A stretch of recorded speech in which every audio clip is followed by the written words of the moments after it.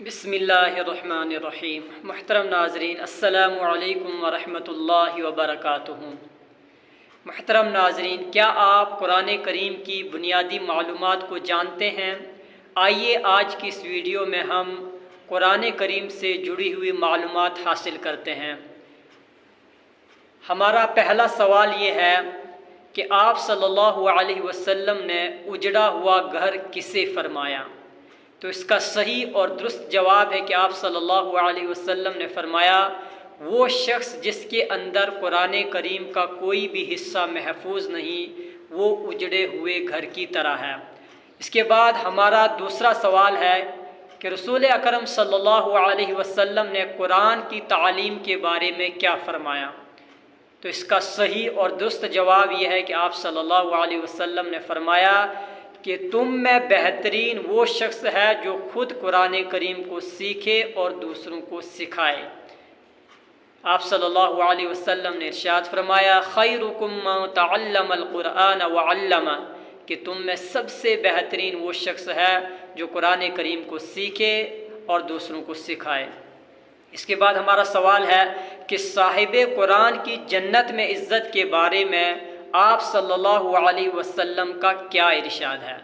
آپ صلی اللہ علیہ وسلم نے ارشاد فرمایا صاحب قرآن سے کہا جائے گا پڑھو اور چڑھو، اور ٹھہر ٹھہر کر پڑھو، اور ٹھہر ٹھہر کر پڑھو جیسا کہ دنیا میں ٹھہر ٹھہر کر پڑھتے تھے، یقیناً تمہاری منزل اس آخری آیت کے پاس ہے جسے تم پڑھو گے۔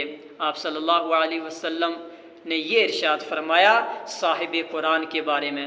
اس کے بعد ہمارا سوال ہے حافظ قرآن اور اس کے والدین کے لیے رسول اکرم صلی اللہ علیہ وسلم نے کیا اجر بتایا ہے؟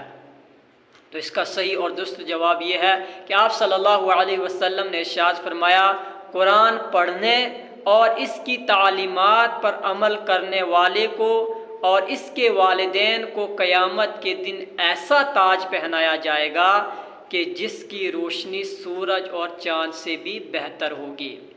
اس کے بعد ہمارا سوال ہے قرآن میں مہارت رکھنے والے کے بارے میں رسول اکرم صلی اللہ علیہ وسلم نے کیا فرمایا؟ تو اس کا صحیح اور درست جواب یہ ہے کہ آپ صلی اللہ علیہ وسلم نے فرمایا جس نے قرآن کریم میں مہارت حاصل کر لی وہ معزز فرشتوں کے ساتھ ہوگا۔ تو کتنی بڑی فضیلت ہے ان لوگوں کے لیے جو قرآن کریم کو سیکھتے ہیں، اسے پڑھتے ہیں اور اس پر عمل کرتے ہیں اور اس میں مہارت حاصل کرتے ہیں۔ پھر اس کے بعد ہمارا سوال ہے کہ رسول اکرم صلی اللہ علیہ وسلم نے اپنی امت کے اشراف کن لوگوں کو فرمایا؟ تو اس کا صحیح اور درست جواب یہ ہے کہ آپ صلی اللہ علیہ وسلم نے فرمایا میری امت کی اشراف حاملین قرآن ہیں اور راتوں کو عبادت کرنے والے ہیں۔ اس کے بعد ہمارا سوال یہ ہے کہ سرور کائنات صلی اللہ علیہ وسلم نے قرآن سے گھروں کو آباد کرنے کا حکم کس طرح دیا؟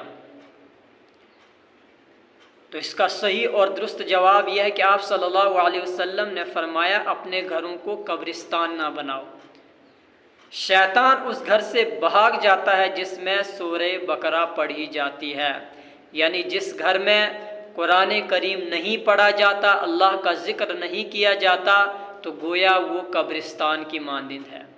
تو اس لیے قرآن کریم کی تلاوت کا اہتمام کریں، قرآن پڑھنے کی بہت بڑی فضیلت ہے۔ اس کے بعد ہمارا سوال ہے کہ قرآن کریم کی شفاعت کے بارے میں رسول اکرم صلی اللہ علیہ وسلم کا فرمان کیا ہے؟ تو اس کا صحیح اور درست جواب یہ ہے کہ آپ صلی اللہ علیہ وسلم نے ارشاد فرمایا قرآن مجید پڑھا کرو، یعنی قرآن پڑھا کرو، وہ قیامت کے دن اپنے پڑھنے والوں کے لیے سفارشی بن کر آئے گا۔ پھر اس کے بعد ہمارا سوال ہے کہ رسول اکرم صلی اللہ علیہ وسلم نے قرآن کریم کی عظمت اور فضیلت کے بارے میں کیا فرمایا؟